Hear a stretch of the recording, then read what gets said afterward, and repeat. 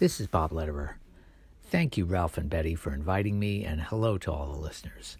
I'm pleased to join in the tributes to Lynne Stewart and the whole community of supporters in the New York area who were so instrumental in winning her freedom from unjust incarceration, many of whom were present, along with reporters from WBAI and Democracy Now! On that glorious day 8 years ago when we greeted her upon her triumphant arrival at JFK Airport.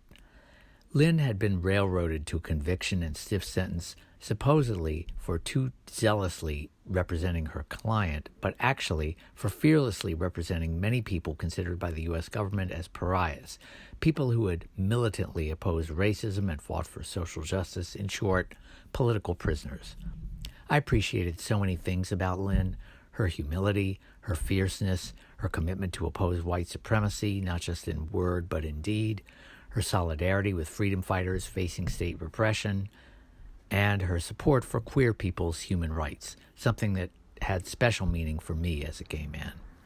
And let me add that Lynne always understood the importance of WBAI as the people's voice, and because of that, she frequently came on the air to be interviewed and even got elected to its local board, although she was imprisoned before she could take her seat. Thank you, Lynne, for working so hard to apply your legal skills for the most oppressed and for all your sacrifices to advance true justice.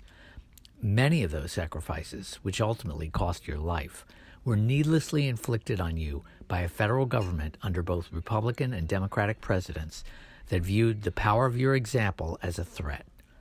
Rest well, dear Lynne, and best wishes to Ralph and Betty, fierce fighters in their own right who tirelessly led the successful efforts to win your freedom.